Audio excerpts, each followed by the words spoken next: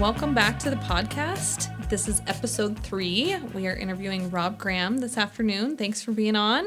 You got it. I've been excited to interview you just for the fact that we talk a lot about the Graham Group. Your last name is Graham, and so I'd love to start with a little history about you specifically, and then we'll dive into kind of the history of the Graham Group. Sounds good to me. Okay, great. So can you give us a little background on yourself? So I'm Rob Graham. Okay. I've been a real estate agent for 11 years, all with Coldwell Banker. The reason it's called the Graham Group is kind of a long story, but my dad helped found the property exchange back in the early 90s. So I've pretty much been involved since I was born. I was running around as a little kid at the office. Now my little kids are running around our office, so it's kind of a cool full circle thing. But yeah, I've been in real estate pretty much my whole life, and that's part of the reason it's called the Graham Group. Yeah, so let's get a little bit more into your background. So you went to the University of Wyoming, have a business degree. Did you always know you were going to be in real estate, or how did that transpire? Yeah, so I didn't know at all what I wanted to do. I went to UW and was trying to figure it out, and I called my dad, common theme, Yep. for advice, and he's like, why don't you just go get a business degree, and you can do pretty much anything you want with that. So that's what I did, and then I came back one summer and interned for him and Ben Troutwine, and found out it was a pretty fun job. I liked that every day was different. So that kind of led me to get licensed and start up as soon as I graduated. And you had your license in college, but finished your degree and then came back to Cheyenne. That's correct. Okay. Now, you didn't always start out in commercial real estate. You kind of were in property management for a little bit before you touched, your own commercial real estate deal. Tell us a little bit about that. Yeah, so I did everything when I started. Seems to be a theme for most realtors. I was doing bookkeeping. We had a client who owned a lot of property. And when I say we, it was my dad had a client who owned a lot of property. And they wanted to get it under a little bit more professional management with the thought of, we'll sell these once we get everything squared away. So that was kind of my intro to real estate, and I was managing everything from office buildings to restaurants and trailer parks and all sorts of crazy stuff. Jeez. Okay. So then enter the chat, Ben. Ben and you form a relationship, your dad. How did that all kind of, Sure. start? So Ben was already working with my dad when Okay. I started. So they were already partners. And it was kind of a easy transition because Ben trained under my dad and kind of learned the ropes from him. And then when I came on, Ben was kind of given the task of mentoring me and showing me how to operate. So that's how that kind of started. And then obviously a friendship was born out of it, and we've been working together for 11 years. Sure. So our relationship, when I came to work for you, it was just you and Ben, and it's been kind of fun to see that relationship. But your dad, I think his license last year. He does not have a license anymore. Right, but that just happened. He's retired. Happened just recently. But he still comes to the office and visits regularly, so it's kind of fun to see that, him watching as everything that he built is being carried on. So it's pretty neat from my perspective. So when you and Ben, became kind of the solo, what was, how did I enter the chat? Let's talk about that. That's a good question. Well, it was just Dad retired. It was just the two of us. We were running around like crazy. We were doing well, but knew we could be doing better. And it was clear that it was kind of a bandwidth problem. I always think about real estate as kind of a twofold, where you have to work in the business, which is more transactional work, getting things under contract, helping people with due diligence and inspections. But at the same time, you also have to work on your business, which is things like networking, marketing. How do you keep business flowing? And it always seemed like that working on the business would fall off as we got busy. So that's when we started talking about bringing someone on with kind of a specific role of more marketing. And I called you, and Yep. the rest is history. Yeah, so that's been super fun for me. I feel like I've kind of transitioned, and we collectively as a whole have gone from more marketing and new sales to kind of a mesh of both, which has been really fun. But I think that the coolest thing that I have learned from you is systems. That was always something that you and Ben really had in place and were really done well. And I know you're a huge systems guy through your training, through your CCIM class, and just those things. So can you talk a little bit about what's your daily routine look like? Okay, well, get up, brush my teeth. No. So I am a believer in systems, and I think a lot of people are attracted to real estate because the freedom it allows. You get to be your own boss, which is, awesome. But I have always held myself accountable and really treated it like a normal 9 to 5, and actually probably more like a 7 to 5. So I get up and get to work at the same time every day, have the same morning routine, which, involves checking emails, returning calls, things like that. But I think just having the dedication and holding yourself accountable has been, beneficial to my success. And you have to treat it like a job. It's not a hobby, and people who treat it like a job are successful, and the ones who don't, aren't as successful. I truly think that you are the epitome of that because you're always in the office before anybody gets there. But how has that changed with kids? That both of us have young kids. Rob has 2 small boys. I have 2 small girls and 1 teenager, which provides its own challenges. But I think that's, how have you evolved in your business with kids and a life? Yeah, a lot of ways. Yeah. Probably, you have to protect your system. And you can work around it with some regards, but me getting to work in the morning and doing what I do, that's non-negotiable with me. So what changed, I guess, with kids is I probably had to start getting up a little bit earlier. I bring Bo, my oldest son, to work 3 days a week in the mornings. There's things like, kids get sick and you got to do what you got to do and work from home and bite that bullet. But I think just protecting your system and holding yourself accountable has been big. And then obviously, family comes first. So when things come up, you got to take care of that. Yep.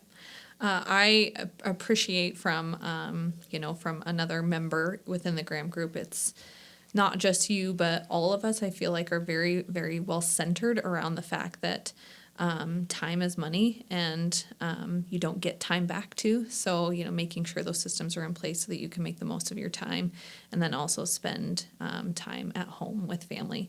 So that's been a really good thing. And I mean, we all try to work around that. Yeah, work-life balance is important, and you can't let it get out of whack either way. So what I try to do is when I'm at work, I'm working, and when I'm at home, I am not working.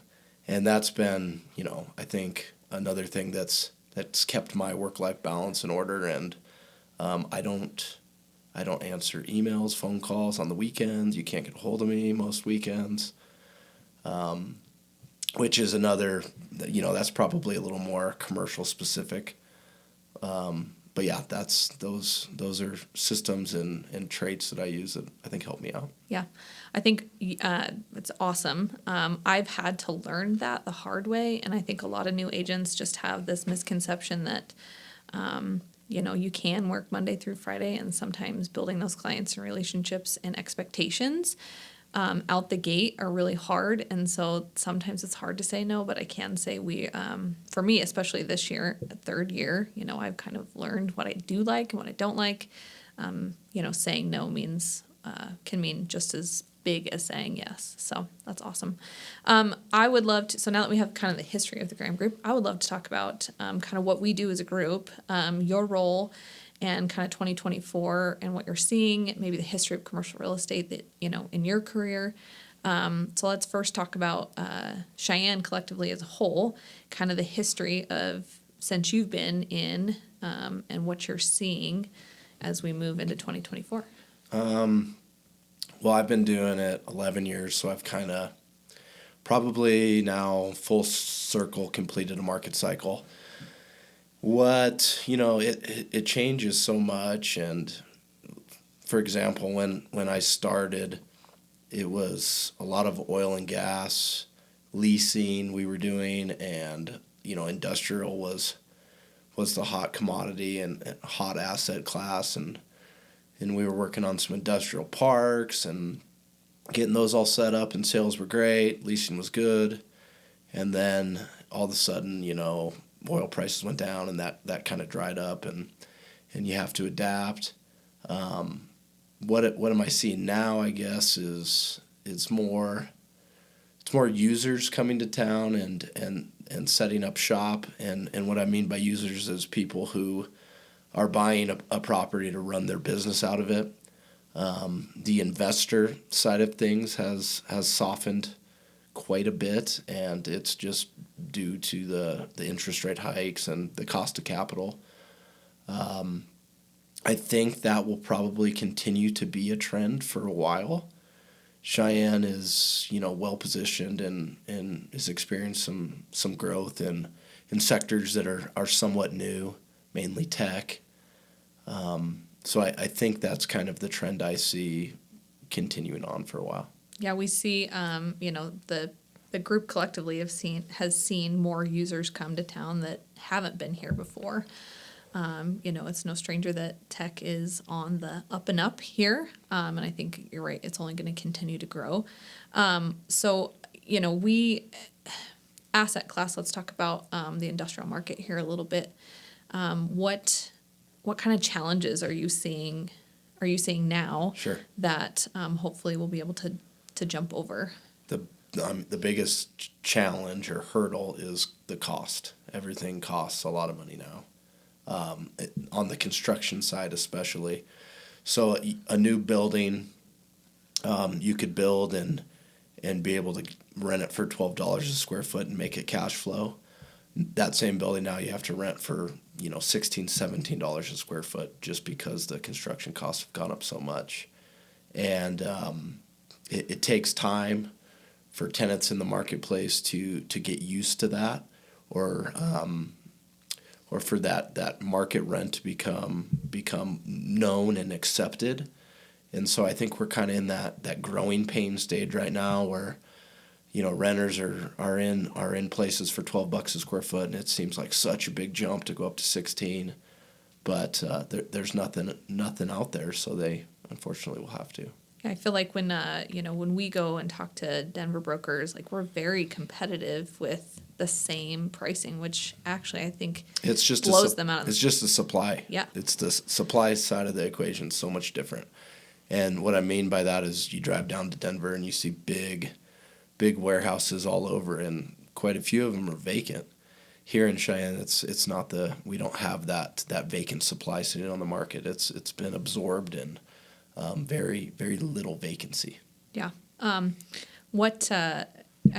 we move into 2024, you're talking about these new construction. Have you heard of construction pricing right now? I feel like has kind of leveled out a little bit, but it's still high. Yeah, but I don't know that we're going back. Costs don't go backwards. Yeah. So I agree. It feels like it's leveled out. We're not so much on the leading edge of that as builders are. But from what we're hearing, I think it's leveled out. But yeah, you won't see costs go down. And power. In my opinion. Power is going to be a big issue moving forward. Yeah. In your opinion? No? It could be. It could be. I think that you don't want to make problems that aren't here now. Yeah. I think that's a future problem, and I have no doubt that the people in that world will figure it out. But yeah, there's a lot of potential problems. Sure. Okay. Through your commercial real estate experience, what do you feel like is like your favorite asset class that you've been able to deal in? Oh, that's a tough question. It used to be office for sure. I really enjoyed dealing with office tenants and helping them find space, but we don't do a lot of that anymore. And so I would say industrial is probably what I enjoy the most. What about industrial? Industrial it's a little more blue collar, and the people you interact with are I would say a little more laid back, and generally I find them more fun to work with. Sure. Yeah. Rail. I know you love rail and in the industrial market, and we don't have a ton of that here, but I know that when you do get the chance to do that, you're always super jazzed Train about nerd. it. Trains. Yeah. Yeah, actually, we got to drive in the inside of a track one time, and it was like your favorite thing ever. It was. Okay, let's talk about some projects that you've done in the past, just something fun. Okay. You've been involved in new builds all the way from dirt to a tenant at the end, industrial office. What project probably has been one that you would talk about that you just either good or bad can remember? Oh, there's a lot of them. I think probably the most well-known and favorite I was kind of a consultant on was the what we call the Pioneer Project. I don't know if we want to talk about that again. Yeah, we can talk about that. But it was an old building that we helped the owner kind of come up with a vision for, and it was 21,000 square feet. We were able to demise it into 3 units, and it is home to Blacktooth now, a CrossFit gym, and Trophy Creative. So that was a fun project just because it's a cool old downtown building. My personal favorite projects, most people would probably find more boring, but those include finding large or kind of raw pieces of land and entitling them to saleable lots and marketing and selling lots. Awesome. You have done that in your commercial, for the brokerage side of it, but let's talk about like personal side. Okay. You have a lot of experience. You've been able to use, the old saying is you don't get into commercial real estate to sell it, you get into purchase commercial real estate. So talk Sure. about your personal, how that's helped, your leverage or just options and. Yeah. So, working in the business day in and day out like I do, you tend to look at a lot of deals and evaluate a lot of deals. And because of that, you tend to get a good feel for what a good purchase may or more likely may not be.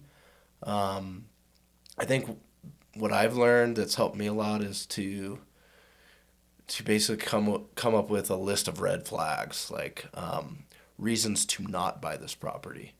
And if you can't check off those boxes, it's probably something to take a hard look at and do. Another thing is you get in positions where you can collaborate or partner with owners, builders, developers, whatever it may be. And I think a good rule of thumb is always try to say yes as much as possible to considering projects and properties and working with other people. And there's been some good results that have come out of that for me. I think that's probably been the most enlightening thing for myself, is to just have that mindset that at some point will shift for myself, just as a young, excuse me, a young commercial real estate agent.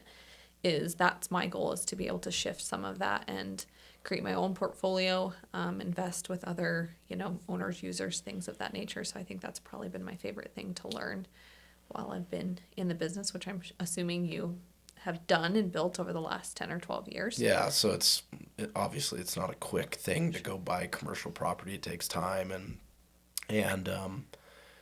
we look for partnerships. We do a lot of partnerships and syndication deals where we work with other investors and people, and it's really a rewarding thing and a good feeling when you get to write your friend a check, meaning that the asset or the real estate is performing well, and we get to pay distributions. That's one of the best feelings you can get. Yeah, that's syndication is a whole nother sort of realm. Yeah, I don't think we want to go. Yeah, but that is something that I think at some point in some other podcast we could discuss. But yeah, just building that portfolio is definitely in my future 2020-24 goals.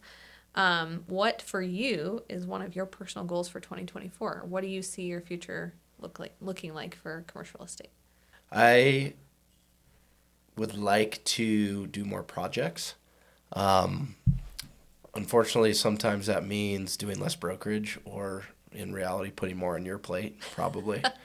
But I really enjoy working with developers and builders and doing projects and consulting on projects. And I still really enjoy brokerage, but it's I think it's kind of my natural next phase, and hope that you pick up the slack on the other stuff.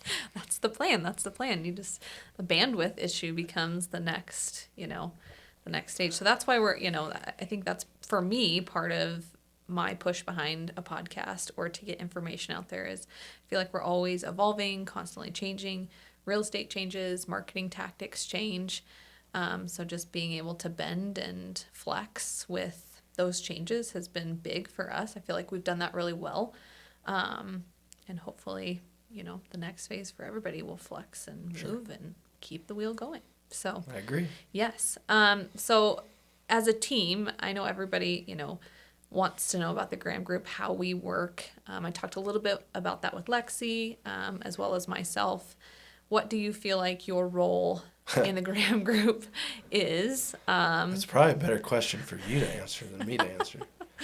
I don't know. I guess I'm I would say the leader in a way. And what I mean by that is, I hope that I lead by example. I certainly hope I don't talk to people and tell people what to do. But, the other thing is, I really care about everyone that works with us, and more than just like a business relationship. Everybody's my friend, and I genuinely want to see them be successful. And I take that really personally, and I know that I have to work hard and set a good example, and do my best to make sure everybody's taken care of. Yeah, I feel like it's been really fun to see all of us kind of step into our roles almost naturally. Like when we get into a room, nobody's saying, you do this, you do that. Right. It's just a big collective group of people making sure that the wheel continues to spin. Sure. I think that's a really big misconception when it comes to working as a team, that in order to do that and do that effectively, you all have to be okay with the role that you're in. Right. And sometimes that role is behind the scenes, and sometimes that role is in the front of the scenes. And I feel like that is done very gracefully by all of us. No, I mean, there's no room for egos, right? You have to, I wouldn't say know your role, but you have to put the team first and put the company first. And I think that if you do that, you'll have a lot of success for everybody's benefit and be greater for everybody. Yeah. So let's talk about the company a little bit. That is a huge part of who we are and how we're supported. And I know you've been here for the entire existence of your commercial real estate. Can you talk about Coldwell Banker specifically? Yeah, so Coldwell Banker is basically home to me. That's where I've been my whole life. I mentioned earlier, kind of grew up there even. Um, and and so I hope that it continues to be that family friendly place where everybody feels comfortable, and it's not just about work. It's friendships are born there. I have lifelong friends that I've met because of Coldwell Banker. I try to always be the kind of the company man for Coldwell Banker, and I think that sometimes you got to put the company on your back and put the company first, and we have a lot of people willing to do that. There's not a whole lot of individuals. It's a collective effort, and that's what makes it a special place to me. Yeah, I can say nothing but great things about Coldwell Banker. As a working mom, and you as a working dad, we see kids in the office all the time. It's kind of that flex of during COVID, especially, there was a lot of daycares that were closed, and so I felt like we really supported those, but we still respect the professionalism of our office and make sure that we're always, holding that at utmost. Sure. Yep. So to me, that's really important.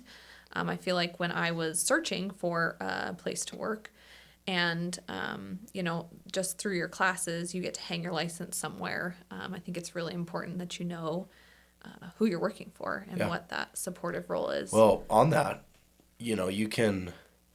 It's an agent-owned company, so knowing who you're working for, you're working for yourself, which is that's probably the best thing about Coldwell Banker in my mind is that it's agent-owned, and when you have to pay the brokerage house, know that some of that you're paying to yourself, and me as an owner, I think it shows buy-in to what we're doing, and you get committed agents because of that. Sure, yeah.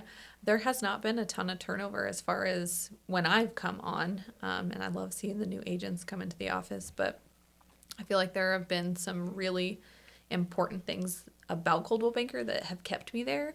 The fact that I can walk down the office and, ask Jerry Sizz a question, or just anybody's office, really. We're on the second floor, so I said Jerry, but it's truly something that I value as far as a family atmosphere, and also that, personal relationship. Yep, open door policy. People have questions, come see me. Always. Always. Whether it's kids running back and Yeah. forth or agents coming into your office, for sure. Yep. Okay, as we roll into 2024, We're in it. We're we're- 2 months in. we are in. Yeah. We are in it. We are in the thick of it. What are your predictions for what's going to happen this year in commercial real estate? So I would tell you that I am not in the business of making predictions. Okay. What's going to happen is going to happen, and it's out of our control. The best thing we can do is be ready for whatever conditions there are. And, you have to roll with the punches, and for good or bad, and be ready to capitalize or not. So, I'm kind of jaded because I haven't seen a cycle like you have. And I felt like we had a great year last year, but that's because, I've only been in for a short amount of time. Compared to in the last few years, how do you see what we've been through shifting? Do you feel like that's going to trend up as people move in, businesses? Yeah, I could see Cheyenne being kind of propped up because of all the great projects and things that are going on, where the rest of the area, region, country will hurt a little bit more. And it's one of those things where, you just have to work it every day, work in your business every day, work on your business every day, keep grinding, keep hustling, call people, get out, meet people, do things, and then if and when a deal comes around, you're ready to help your client or take advantage of it. That's great. We're going to use that motto, that tagline at the end there. Keep working, keep grinding. Yeah, no, I think the people that are doing that Yeah. and are, working really hard right now are the ones that are going to really benefit when, rates drop and it gets crazy again. I read an article the other day that the average age of commercial real estate professionals in the United States is over 60 years old. So a lot of those are going to phase out. And, the younger people that stayed busy and were able to get through the tough times will be ready to take advantage of market share. I feel like that's pretty consistent with who is in our market as far as age-wise. You want to go there? Yeah. Oh. No, that is though. I feel like there's more newcomers, like more young agents that are starting to step into that commercial realm here. Do you feel like that's... Well, I think that there's like a intimidation factor that shouldn't be there. And commercial brokers kind of have that stigma of being jerks. And I try to preach that to all you guys and myself, like, hey, being nice and treating people right and trying to, negotiate on your client's best behalf, but also in a polite, cordial fashion is the best way to get deals done. So there's definitely a shift, but I hope it's a shift the right way. Yeah, I think that for me as a new agent coming into commercial real estate, obviously not having there's any experience. People are nervous about it. Very nervous. And it's because, in my opinion, other brokers make them nervous. Sure. And sometimes are unwilling to help. And I hope we're never those people. Yeah. Our relationship was very much a mentorship role, and professionalism was always always what I perceived as how we handle transactions. I think some people get really tripped up or intimidated by these big words that we use for things that They're just to confuse people. Yes. That's all they're for. To make ourselves feel smart and important. For lease, for rent. We do it by square footage instead of just a base rent. So I think sometimes that is just, the language can just be very intimidating. It has its own language that is not as complex as people seem to think it. Well, I hope that, young agents, especially in our market, continue to, try and dip into the commercial real estate world, because it is, I have really enjoyed that. I've done a little bit of both and have discovered that you can make just as much money, if not more, in commercial real estate if you really just focus on... Yeah, so big distinction. Commercial real estate's about math. Residential real estate's about emotion. So knowing your personality and knowing which way is better for you is important. Yeah, and I think a lot of women specifically love that emotion, or very good at dealing with that emotion. So I feel like sometimes that gets, that's a natural direction to go when you come into real estate. But I just told Lexi this. I feel like some commercial real estate transactions can be emotional. They shouldn't be, but yeah, they can get that way. And it's typically something that can be avoided and should be avoided. But we're all human. Sure. And, emotions get the best of us. Yes. Yes. Well, thanks for being on the podcast, and excited to have you. We can't end it on that. Well, I want him to cut it up. You got to have I want him to cut it up and put that in the space of the 2024. Okay. Okay. So we can cut, and then you can cut and add that in the space, so you don't have to talk about your exit. I'm kidding. You gotta get that one. We gotta have a better exit. Better exit. Okay. What kind of exit should we have? I don't know. This is the worst part. Lexi. Just keep rolling again with something organic and let it fizzle out, I think. Okay, let's talk about a transaction that went, something that went bad. What was, one of the worst experiences that you've ever had in commercial real estate? I have. You probably have plenty. I do. Nothing specific, but just something that like a You know, we've had floods. We've had people get arrested. I've had environmental issues. sure. I've probably had it all.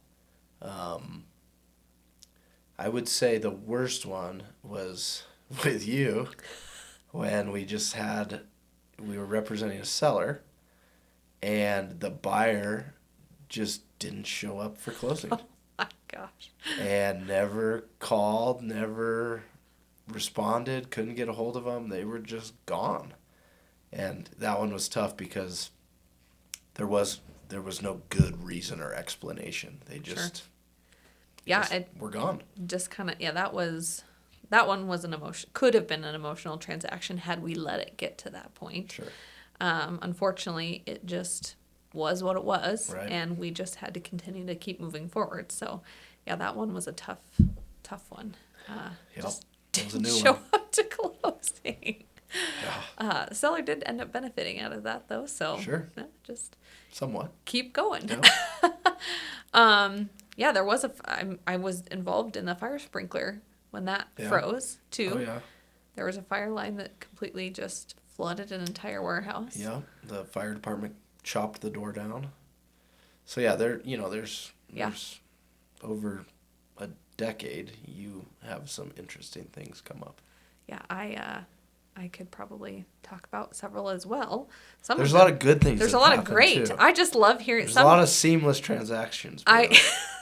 some of what would look like the most complicated are the easiest, and then these small ones tend to be the ones that just blow up Sure.